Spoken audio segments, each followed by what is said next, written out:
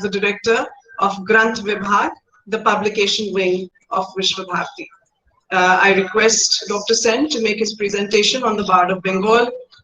Over to you, sir. Thank you, Madam Khosla, and a very good morning to all of you, ladies and gentlemen. I would like to thank the Department of English, Punjabi University, and especially Professor Rajesh Sharma, who happens to be also the external member of our DRS project on Rabindranath Tagore. And sir, God willing, we shall very soon invite you for the Holi and the monsoon at Shantiniketan. Thank you, sir. Right, and I extend my welcome to all the members of the audience to visit this very beautiful part of Bengal. Now, before I begin, I'd also like to bring before you a first-year student of ours at Shantiniketan, Sharanya Sengupta. Sharanya, if you are here, could you just say hello to everybody? Sharanya is a first-year student of the department and has studied at Patobhavan, Rabindranath School, and is very well adept in Rabindra Sangit. So I thought, an experience of Tagore would not be complete without his music. Hello to everyone. Right.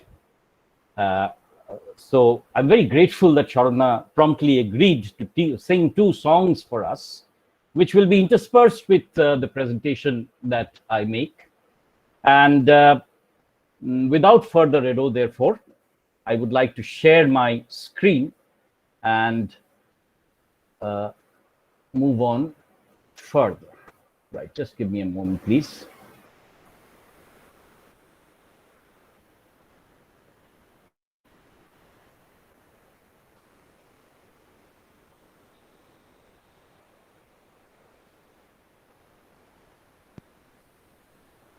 Right, I hope my screen is visible, is it? Is the PowerPoint visible, sir? Yes, sir, it's visible. It's visible. In case you can enlarge it, that would be even better, but this is okay. Yeah, I'll put it on the slideshow. Right.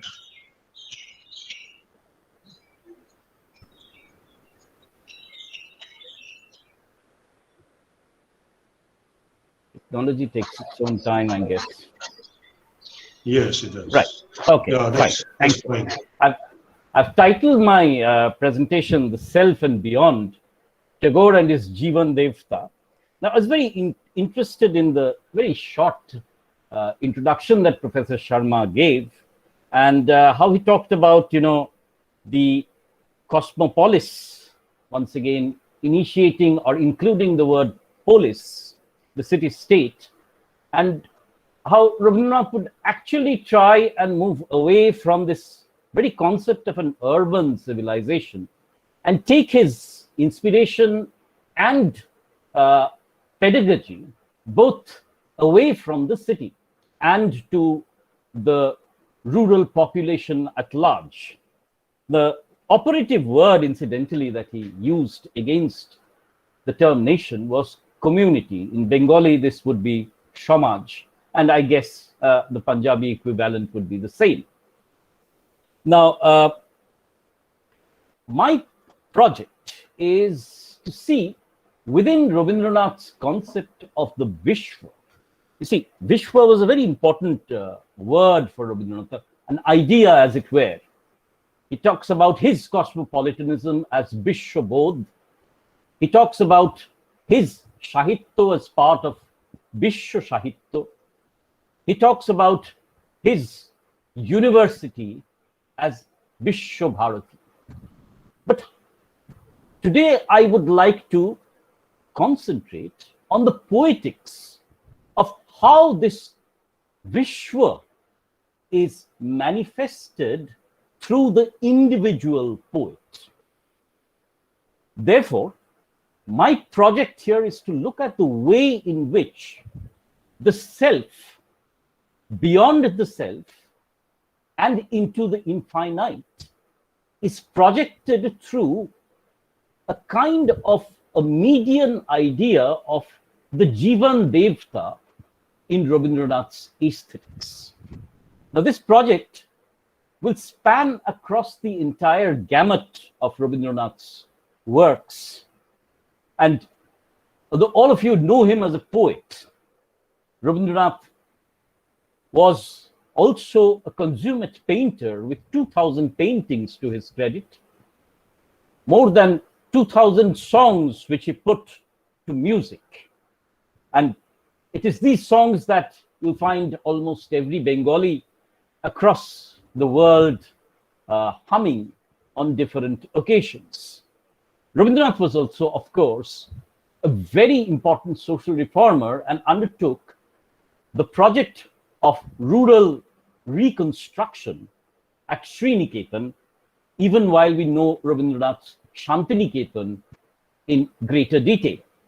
So my project will be to see how this operative aesthetic principle of the interface between the self, beyond the self, and the infinite occurs across these forms, and how Tagore seems to try and create a synergy between them. And it is here that, I'll take Sharanna's help in communicating this to you through the songs. And I'll also look at the political and the gendered dimensions of this cosmopolitanism, which I think many studies have not really focused upon. Now, those are the questions here that I'm trying to answer. What is the operative philosophy? How does the erudite and the folk have an interface in his writings and songs? Because you see, for Tagore, as Martha Nussbaum has pointed out in her very important work on cosmopolitanism, Tagore's work moves through concentric circles. The very local, the regional, the national, the international, all exist within the same self. And therefore, it's very important to understand how Tagore envisaged reaching out to the global through the local. And therefore, this poetics is something which needs very, very careful introspection as to how he creates this interface.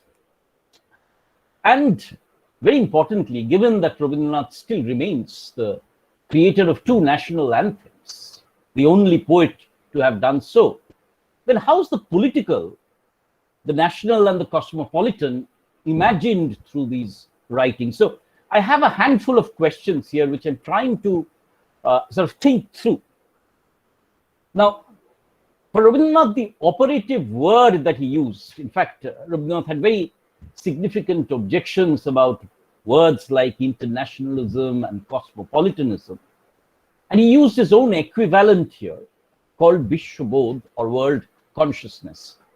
This he articulates in Shadhana, which is the English treatise that he was writing in America just prior to receiving the Nobel Prize. And of course, in the Shantiniketan lectures, which he delivered in the sacrosanct space of Vishwabharati, as it were. Now, Tagore suggests, of course, that when a man does not realize his kinship with the world, he lives in a prison house. And then he talks about this emancipation from the self into the beyond. And this emancipation finally leads to the world of perfect truth. But if you look at Tagore's Bengali writings and also his English writings, he uses three words: Satyam, Shivam, Sundaram. Now, these are very recurrent words that he uses. I was going through the entire gamut there. The other word that he uses is Amrita, right? The divine nectar, as it were. And this very important concept of Ananda, or joy, and the Leela, or the play. So it's interesting in the way that it is within the self that the potential of beyond the self of the world exists. And therefore, he suggests that the escape of the self into the Advaitam is the ultimate end of all civilization. But he does not want a sort of complete escape from the world itself. So rooted in the world and beyond the world.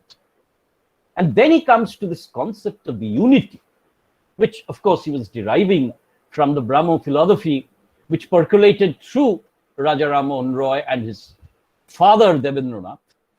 Whenever our heart touches the one, in the small or the big, it finds the touch of the infinite.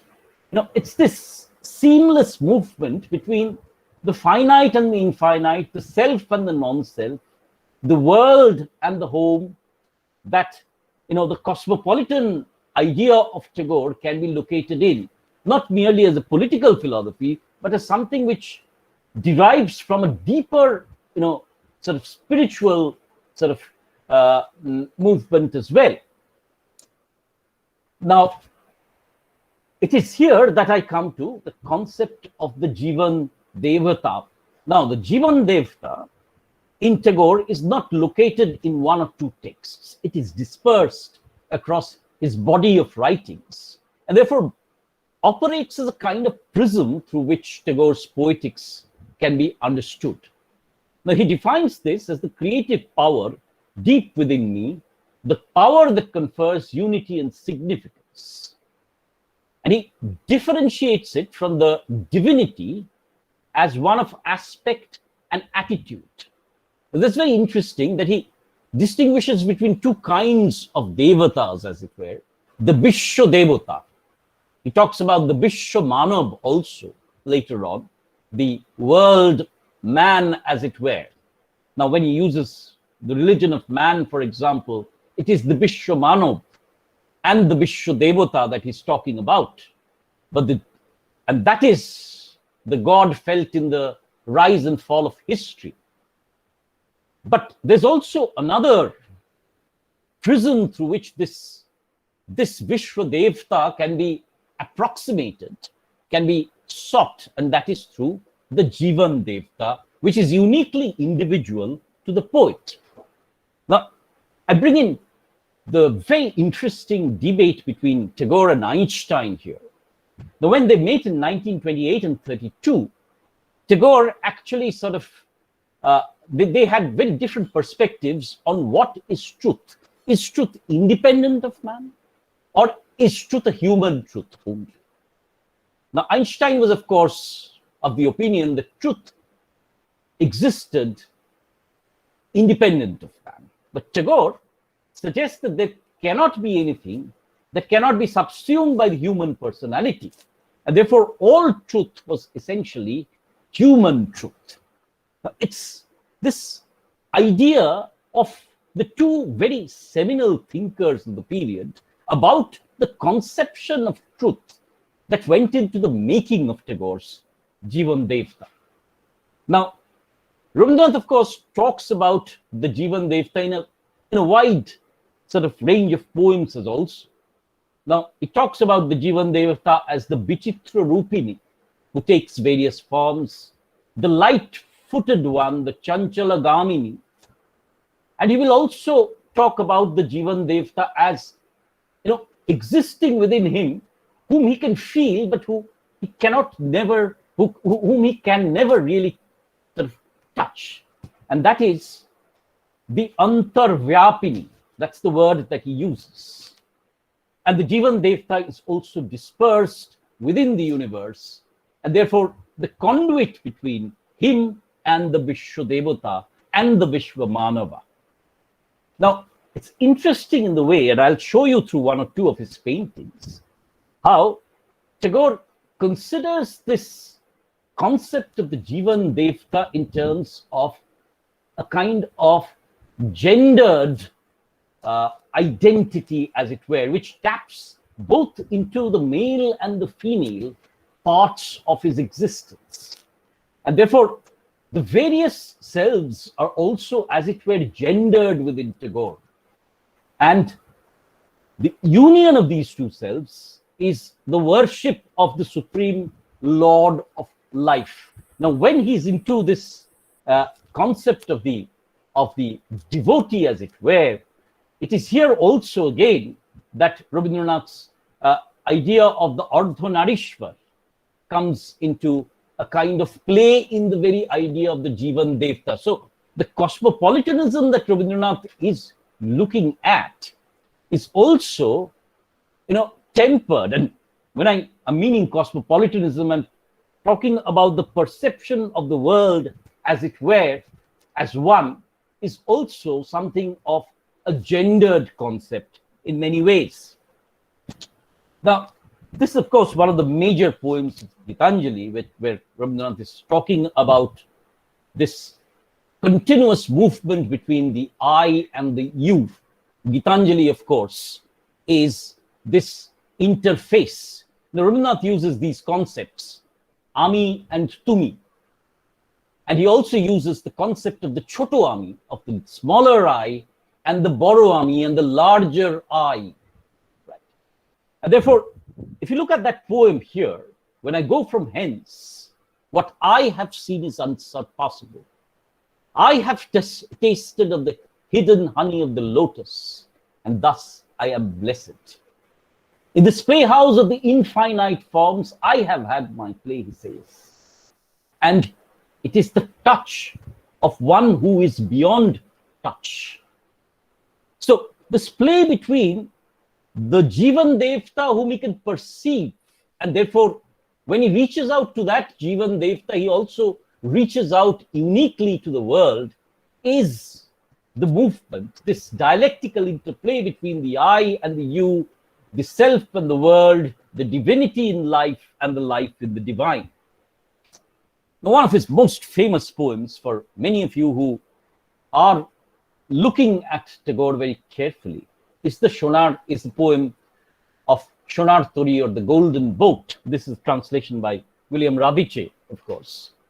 Now, Tagore talks about, the poem is there, so I won't read through it.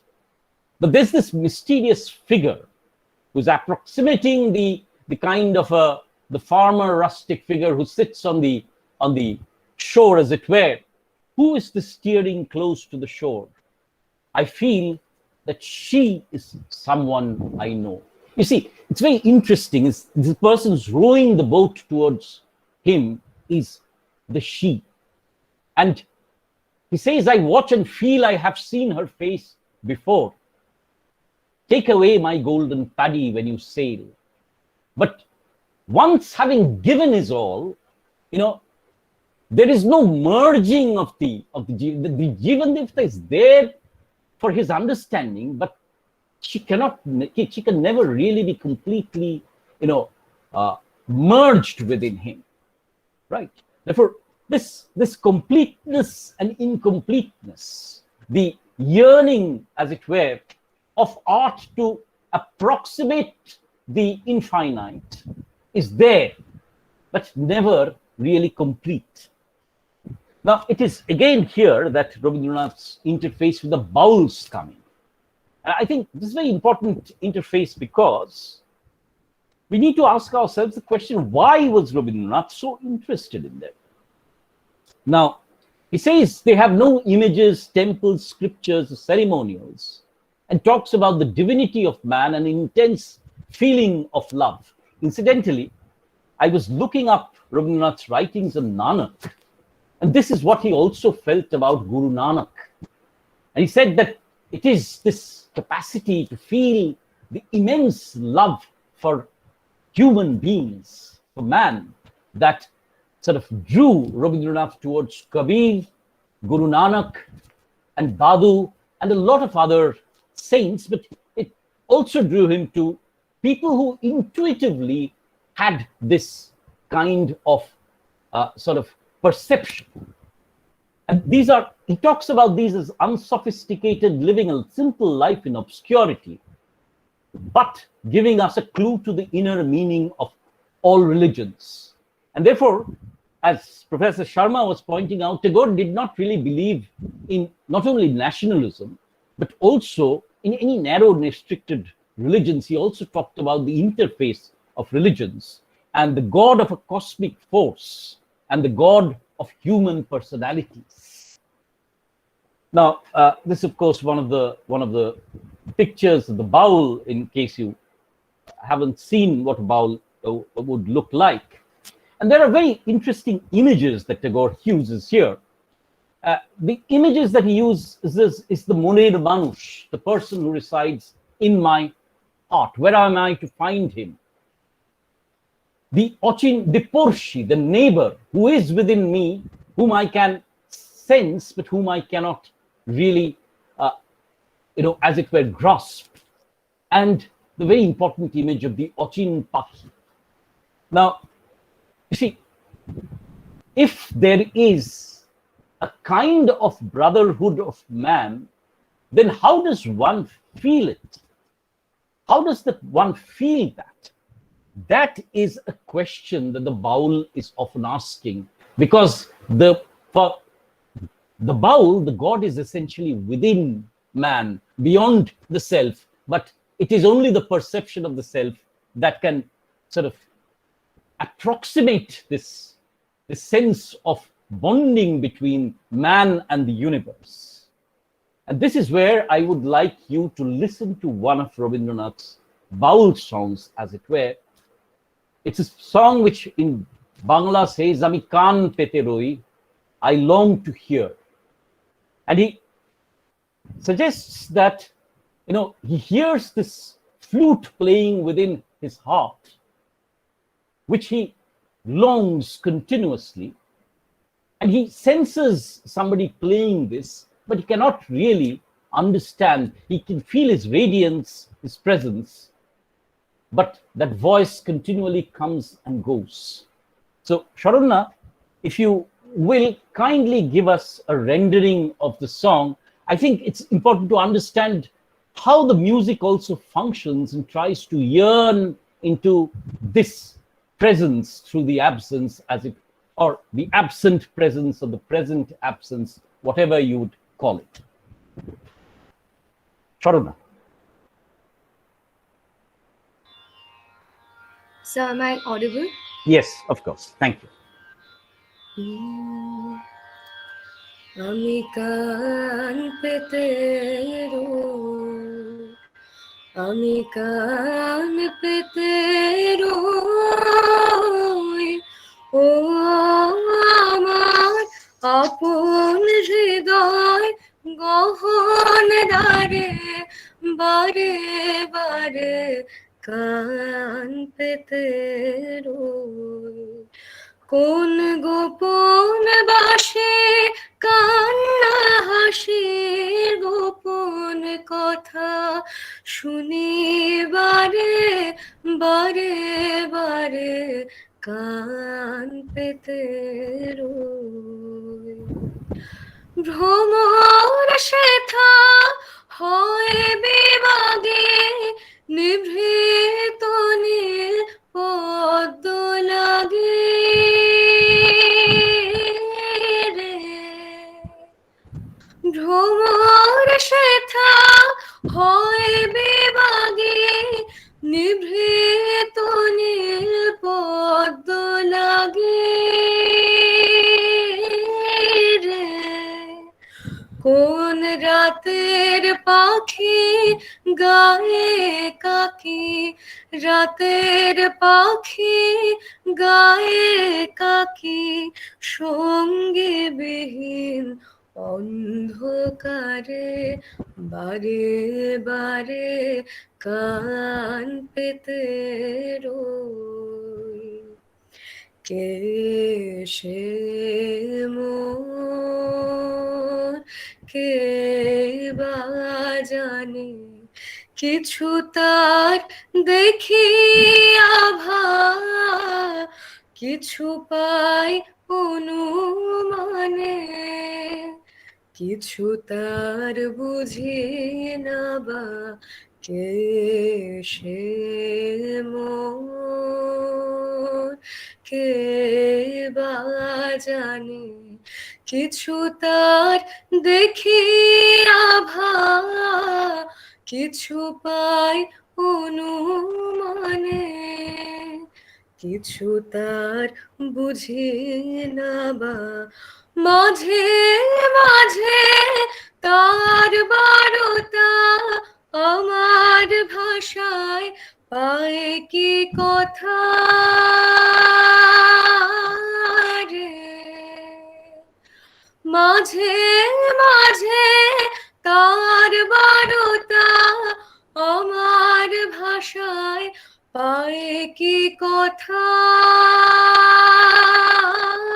রে ও সে আমায় জানি পাঠায় বাণী আমায় জানি পাঠায় বাণী গানের তানে লুকিয়ে তারে বারে বারে কান পেতে রই আমি কান পেতে রই ও আমার আপন হৃদয় গহন দ্বারে বারে বারে কান পেতে রই Thank you, Sharonna. That was indeed splendid. Now let me move on to the next part as to how this concept of the Jivandevata and the idea of the self and the world comes into the making of the political in Rabindranath. Now, obviously, you see, Professor Sharma, Navjot, of course, referred to Rabindranath taking up a very active role during the partition of Bengal. And as Shumit Sarkar has once said, that he sang us into a nation, as it were. Now, at that point of time, this, of course, is the image which many of you are familiar with of the Bharat Mata, which through Bankim's writings was coming into the forefront. Now, Rabindranath, of course, presents a very different concept of the mother here, as it were. And this is to the song Amar Sonar Bangla, which is the national anthem of Bangladesh, by the way. Now, I've given you the song here, but I'll not just sort of read it out. I'll just like to bring to you the dimensions of the Sonar Bangla song here.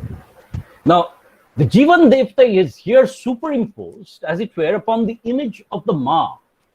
And Rabindranath does not call it, Bharat Ma or anything of that sort, right? The mother who becomes the subject of reverence. And this is not a deified mother, as it were, but this is the mother who is very close to our everyday existence. She's seen as poor and impoverished, yet through the empathy of her children, she becomes sublime. And there are a cluster of songs that he writes here. In Bengali, one such song is Sharthok Janam Amar Janmechi Ei Deshe. I am blessed mother that I am born in this country. And it's this poet who sort of bursts into tears if a dress goes ragged. So even while Rabindranath was in continuous movement towards the protest against the partition, he was trying to involve the community, especially the Swadeshi Samaj, the poorer people within the fold. And he recurrently suggested that until and unless we can bring everybody into the fold and sort of erase this difference between the Bhadralok, the gentlemen, and the farmers, as it were, then there's no concept of a community or a nation, as it were. And therefore, now comes the political equivalent of what Rabindranath's cosmopolitan India was all about, or Rabindranath's cosmopolitan vision of India. And Rabindranath locates within India this cosmopolitan vision, as it were. And he talks about Bharat Tirtha, where India becomes important as a pilgrimage because he can worship the Naro Devata, or the man, the god of man, as it were. And that, it is from all corners of the earth, that people confluence upon this land. And therefore, it's this process of, if you look at this very interesting word, dibe or nibe in Bengali, give and take, milabe milibe, everything merges together, as it were, and therefore nothing goes back. And therefore he talks about India as this land of the Mohamanav, and the kind of a shore of the Mahamanav, Mahamanaver Shagara Tire, as he talks about it. And this is what again becomes that utopian cosmopolitan space that he will later on talk about in his very celebrated poem, Where the Mind is Without Fear, which almost every school child knows. But you see, the context of this, as you know, the love for the local, the love for the mother, the love for this interface of humanity, it is only then that you can go on to proceed to this utopian zone where the mind is without fear, right? So it's very interesting that Rabindranath talks about Indian history as a history of conflict only. And he says, who are the major figures here? And this is very, very interesting. If you read this small essay called Bharatbharsher Itihasher Dhara, which is the progress of Indian history, as it were, Rabindranath talks about who are our figures, who are our signposts of this cosmopolitanism and community.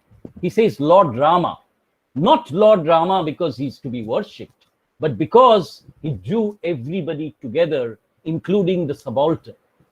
He talks about Vishwamitra because of his sacrifice. He talks about, very interestingly, King Januk, who drew Sita from the hull and therefore was the king farmer. He talks about Buddha and Mahavira as Rajarshis who brought men together. And this is where India becomes this ideational construct of the cosmopolitan space which he sought to replicate in his university, as it were. Now, I'd like to see how Rabindranath therefore tries to bring this aesthetic equivalent into painting. And I'll take a look at some of his paintings. Rabindranath, of course, started painting when he was 64, remember. And he was acutely feeling that words and languages were also creating barriers. Therefore, how does one, evoke the Jivandevata in his paintings? And he's talking about the rhythm of the self melting into, as it were, the infinite. This is the rhythm that he talks about in both his poems, paintings, and his songs. And he starts off with doodling. He scratches off parts of his poems and then creates pictures out of them, shapes out of them. This is probably one of the first images of the Jivandevata. And you can see the play of light and shade, as you will notice in the later poems, how it merges the shape and the shapelessness, the light and the darkness, the sense of presence as well as absence that Rabindranath brings to this oblong face, which is a recurrent theme once again in his paintings. And as you will find that very often he locates this Jivandevata once again in the rural hinterlands of Bengal, as it were, rather than within the urban topography. Now, very interestingly, if you look at these paintings again, you will find that Rabindranath was moving away from the dominant schools of painting present at that time in India. And that was, the Indian school of painting, which was being popularized by Rabindranath and Havel. And Rabindranath was trying to create a kind, at Shantiniketan, he was trying to create paintings without borders, as it were. So he's bringing in the European movements of, as it were, Impressionism and Expressionism. He's bringing in elements of the Egyptian art into the etchings that he has on the Kalobari.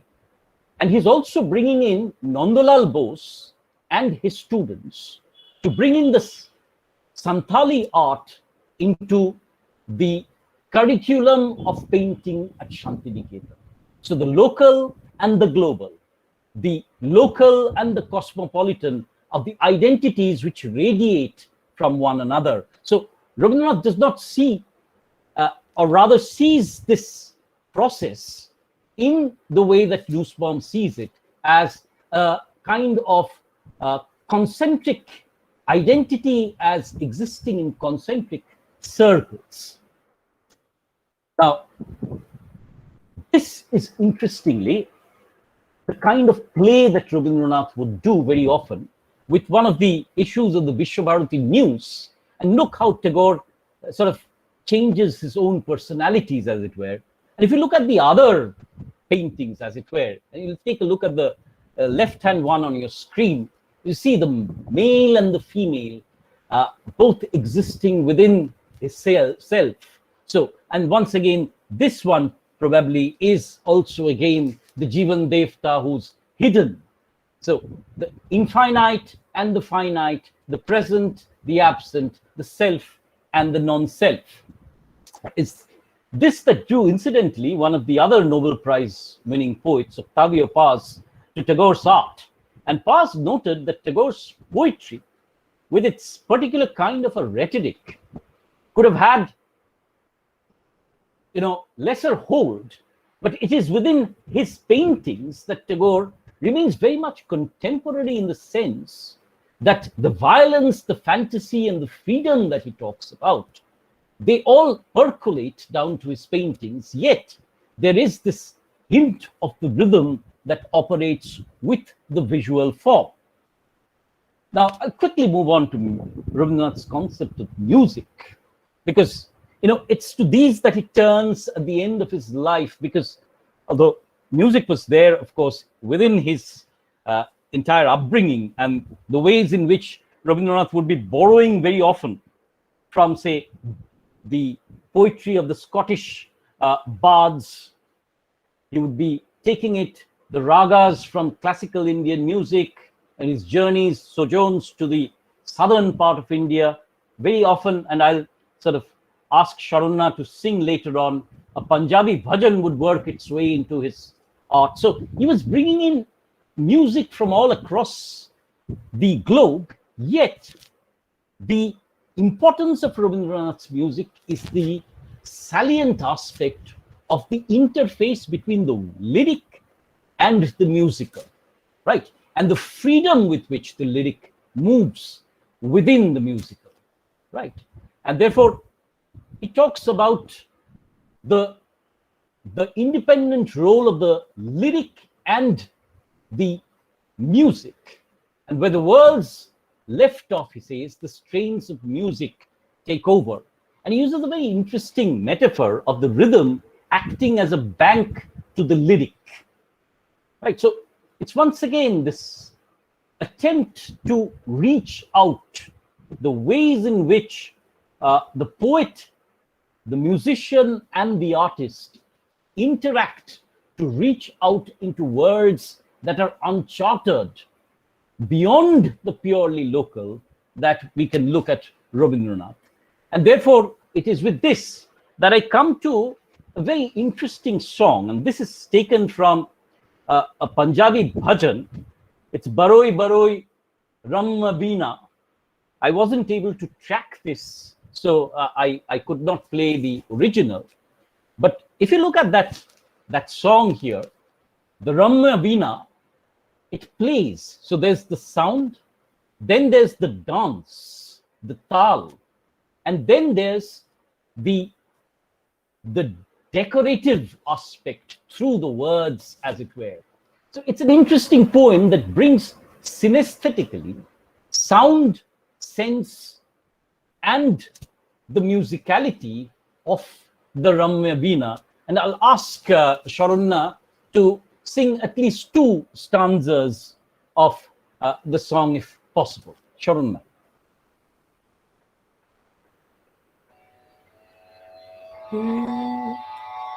বাজে বাজে রম্য বীণা, বাজে বাজে বাজে রম্য বীণা, বাজে অমলা কমল মাঝে, জ্যোৎস্না রজনী মাঝে, অমলা কমল মাঝে, জ্যোৎস্না রজনী মাঝে, কাজল ঘন মাঝে, নিশি আধার মাঝে, কাজল ঘন মাঝে, নিশি আধার মাঝে, কুসুম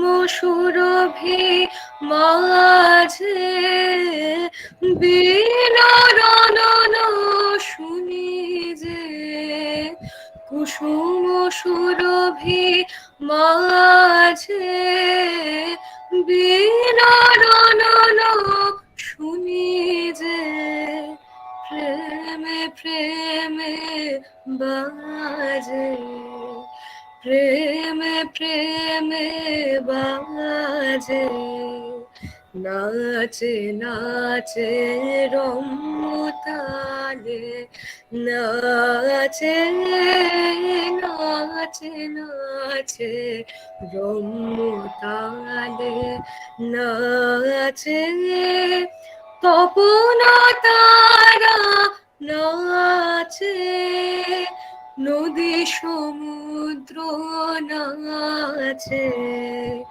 জন্ম মরণ, নাচে যুগ যুগান্ত, নাচে জন্ম মরণ, নাচে যুগ যুগান্ত, নাচে ভকত হৃদয়, নাচে বিশ্ব ছন্দে মাতিয়ে, ভকত হৃদয় নাচে বিশ্ব ছন্দে মাতিয়ে, প্রেমে প্রেমে নাচে, প্রেমে প্রেমে নাচে। Thank you, Sharmana. Indeed splendid. Now, as I said, this very interesting in the way in which music across the world seems to make itself present within the aesthetic parameters of the self, and this operates, as it were, through the consistent search of the Jivandevata. Now, the Vice Chancellor just mentioned about Tagore's influence on Punjabi and the language itself. Now, the reverse was also important. The influence of Punjabi and Punjab in Tagore's consciousness. In fact, we remember that while he was a child, his father had taken him to the Golden Temple, where he had been transfixed by the bhajans that were sung. And there are a number of songs which have shadows of the Punjabi bhajans. So a very important research lies there undone if anybody would be interested from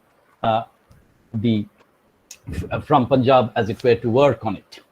Now, I have made a number of points here. So let me conclude.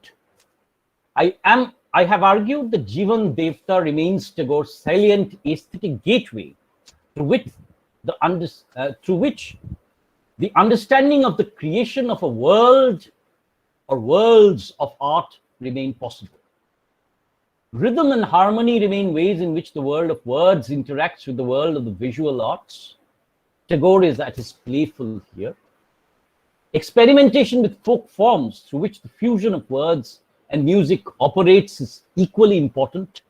And it's very important to understand that Tagore's cosmopolitanism, as it were, is very importantly sort of accommodating the the local and the global within itself, and it's important to see how that aesthetics operates.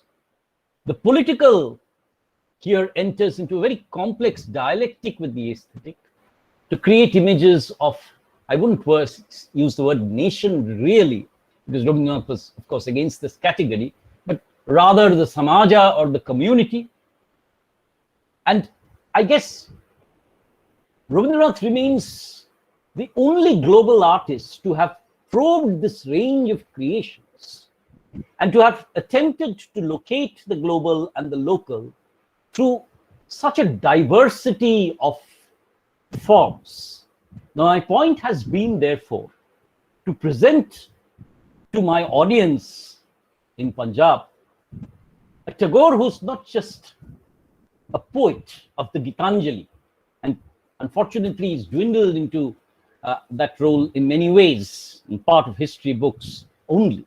But Tagore remains a very vibrant poet, thinker, reformer, painter, who is, through his art, trying to come to terms with how an individual can make sense of both the world around him and the world at large, and the world, if it exists, beyond this world. So it is in this, complex play and creative aesthetics that I locate Rabindranath's ideas of the Jivandevata. It's been slightly long and rambling, but I guess Sharonna must have enlivened up the places within the lecture. Thank you very much for listening, and I hope we'll have questions later on. It was so wonderful, Dr. Sen. A real feast for the mind and the spirit. We understand, I think, more deeply today how Punjab and Bengal are bound spiritually together. Thank you so much. Navjot, over to you, please. Ji, sir. Thank you, Dr. Sen, for such an engaging and thought-provoking presentation. Thank you for facilitating us to a better understanding of Jivandevata. It has helped us grasp the nuances of Tagore's creativity as a spiritual process. And a very, very special thank you to dear Sharanya Sen Gupta for mesmerizing us with her voice. I can see a lot of compliments rather, I would say. Your voice is amazing.